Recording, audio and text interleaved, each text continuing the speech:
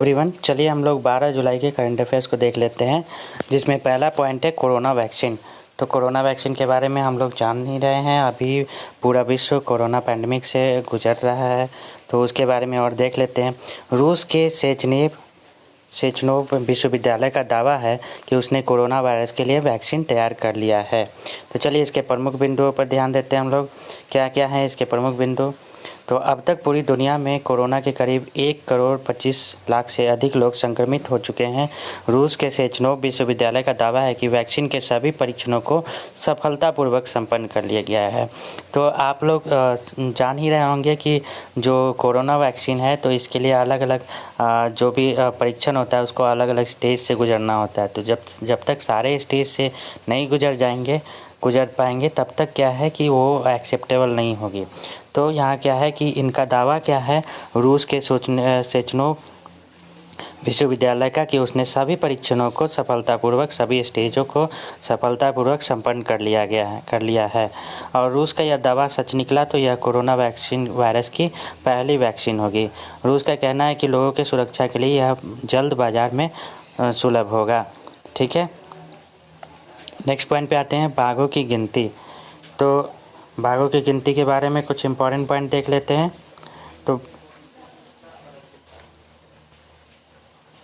भारत की 2018 बाढ़ गणना के अनुसार देश में 2967 बाघों या विश्व के कुल बाघों की 75% संख्या का अनुमान लगाया गया, जो कि अपने आप में काफ़ी इम्पोर्टेंट फैक्ट है।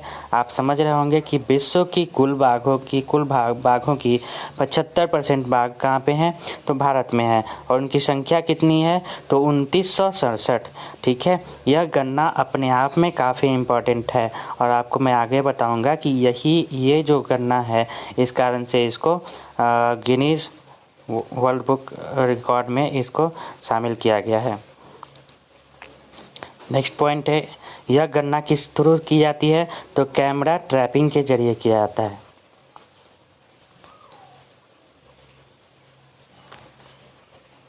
केंद्रीय पर्यावरण मंत्रालय के अनुसार पिछले सालों में बाघों की गणना क्या हो गई, तो दोगुनी हो गई है।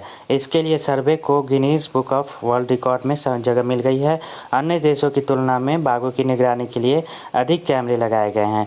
सर्वे के अनुसार क्या कहा गया है कि 29,760 स्थानों पर अध्ययन किए गए और सर्वे के दौरान 3.5 करोड़ से ज़्यादा बाघों के फोटो लिए गए।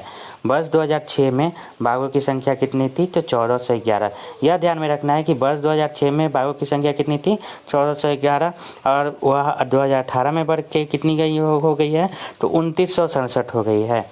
ठीक है, विश्व में सबसे ज़्यादा बाघ मध्य प्रदेश, कर्नाटक और उत्तराखंड में। यह फैक्ट ध्यान में रखने वाली चीज़ है कि विश्व में भारत में सबसे ज़्यादा बाघ कहाँ पे मिलते हैं, तो मध्य प्रदेश, कर्नाटक और उत्तराखंड में मिलते हैं।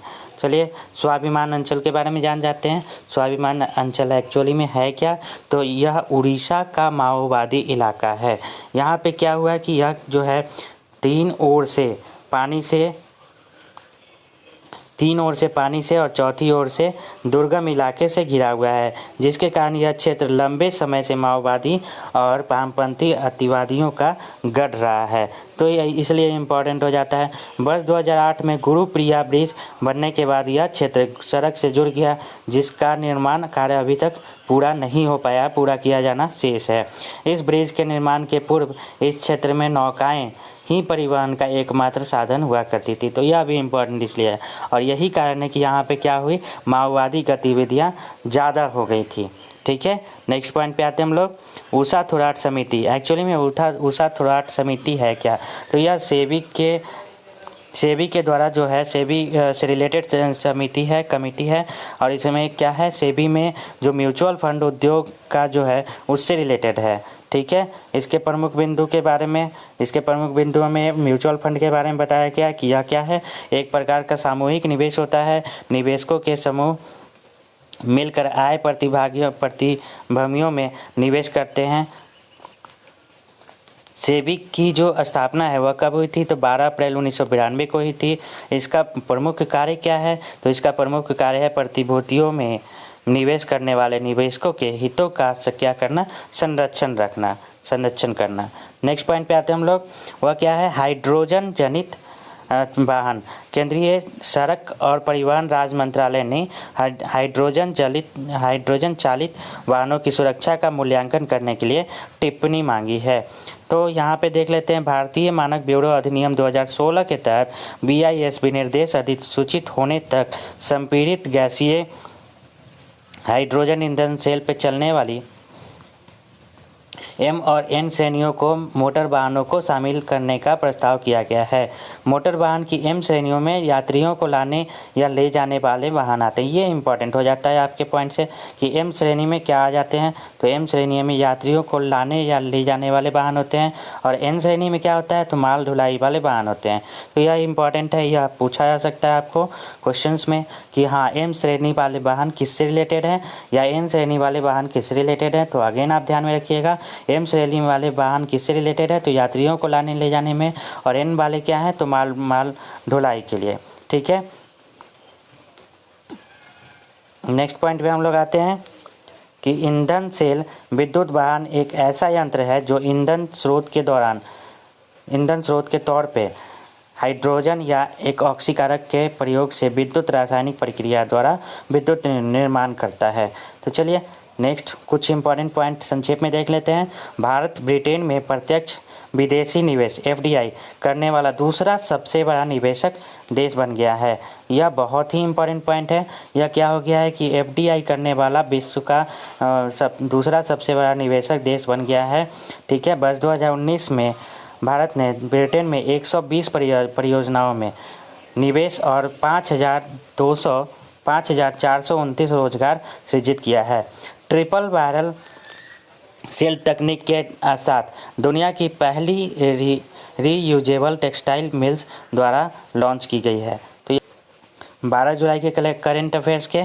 तो चलिए नेक्स्ट कुछ इंपॉर्टेंट पॉइंट देख लेते हैं जो कि मेंस पॉइंट ऑफ व्यू से इंपॉर्टेंट है और डेली बेसिस पे हम लोग मैं आपको बता दूं कि हम लोग क्या है डेली बेसिस पे करेंट अफेयर्स के बेसिस पे करेंट अफेयर्स से रिलेटेड क्वेश्चंस को डालते हैं मेंस के पर्सपेक्टिव से। तो आप उसको देख लीजिए। तीन क्वेश्चन हैं आपके लिए।